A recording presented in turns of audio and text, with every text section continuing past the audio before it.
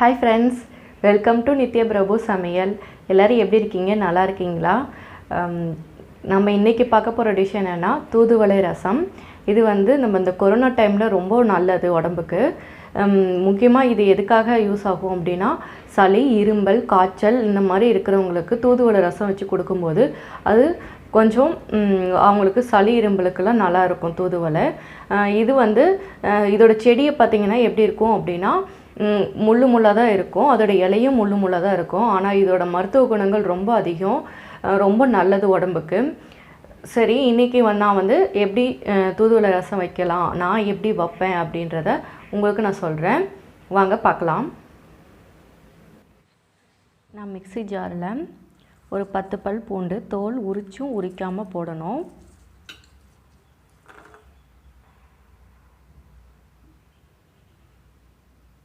ஒரு ஸ்பூன் ஜீரகம்,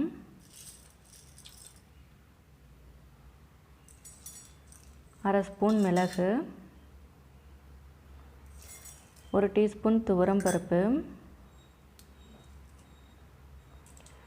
ஒரு வரமிளகாய், இதையெல்லாம் சேர்த்து கொரன்னு அரைச்சி வச்சுருக்கணும். ஒரு 5 தூதுவளை இலை பாருங்கள், முன்னாடி பின்னாடியெல்லாம் முள்ளு முள்ளாக இருக்கும். பார்த்து கையில் குத்திக்காமல் நல்லா கழுகிட்டு ஒரு 5 to 6 போட்டுக்கலாம்.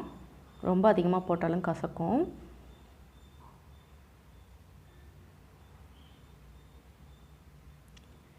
போட்டு இதெல்லாம் மிக்ஸ் பண்ணி இன்னும் ஒரு 2 டைம் அரைச்சிக்கலாம். 2 சுற்று விட்டு அரைச்சிக்கலாம். பாருங்கள், இந்த பதத்துக்கு வந்துடணும்.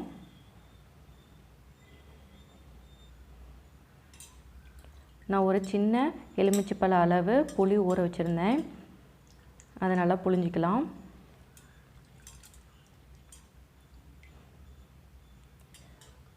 ஒரு தக்காளி, அதையும் நல்லா புளிஞ்சு, ரெண்டையும் நல்லா புளிஞ்சிட்டு எடுத்து வச்சுக்கலாம்.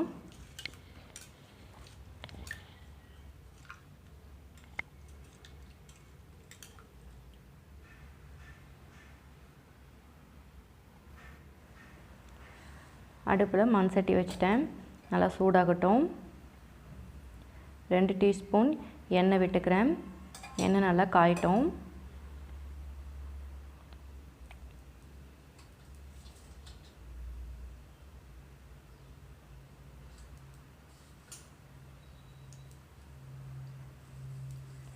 கடுகு கொஞ்சமாக சேர்த்து அதையும் பொரியிற அளவு விட்டுக்கலாம். 2 சின்ன வெங்காயம் நசுக்கி வச்சுருக்கேன், அதையும் சேர்த்து வதக்கிக்கலாம். கொஞ்சம் கருவேப்பிலை, அதையும் சேர்த்து வதக்கிக்கலாம்.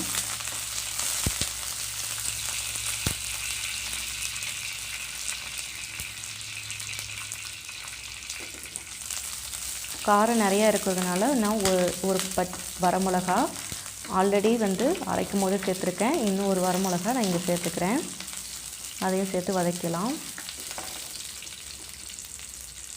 உங்கள் வரமிளகா காரம் கம்மியாக இருக்குன்னா இன்னொன்று சேர்த்துக்கலாம்.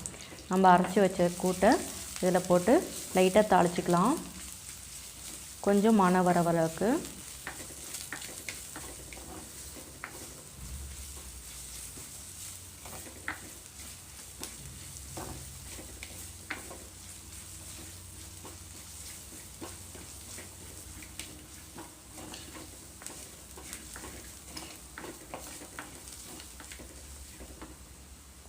இப்போ நம்ம கரைச்சி வச்ச புளி கரைசலை வடிகட்டி ஊற்றிக்கலாம்.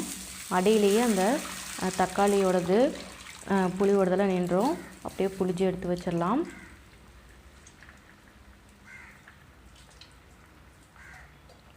இப்போ இன்னும் கொஞ்சம் தண்ணி சேர்த்துக்கலாம், ஏன்னா புளிப்பு அதிகமாக இருக்கும்.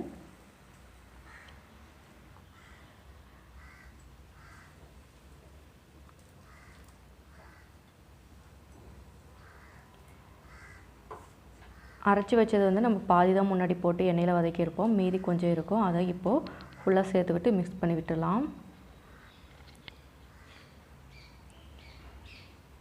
மஞ்சத்தூள் கொஞ்சமாக,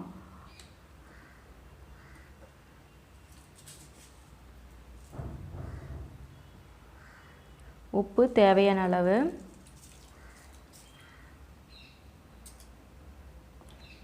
சேர்த்து மிக்ஸ் பண்ணி விட்டுருங்க.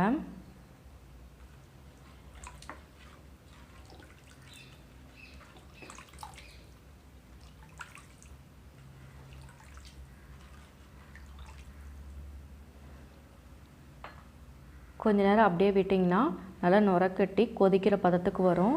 பாருங்கள், கொதிக்க ஆரம்பிச்சிச்சு. இந்த சமயத்தில் ஆஃப் பண்ணிவிட்டு கொத்தமல்லியை சின்ன சின்னதாக கட் பண்ணி தூவி விட்டுடலாம்.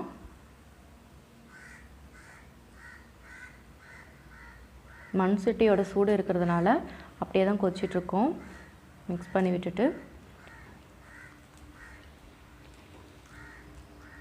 எடுத்துக்கலாங்க. அவ்வளோதான், நம்மளோட தூதுவளை ரசம் சூப்பராக ரெடி ஆகிடுச்சு. நீங்களும் உங்கள் வீட்டில் ட்ரை பண்ணி பாருங்கள். இந்த கொரோனா டைமில் தூதுவளை ரசம் வாரத்துக்கு ஒரு டைம் இல்லை 2 வாரத்துக்கு ஒரு டைம் சாப்பிட்றது நல்லது.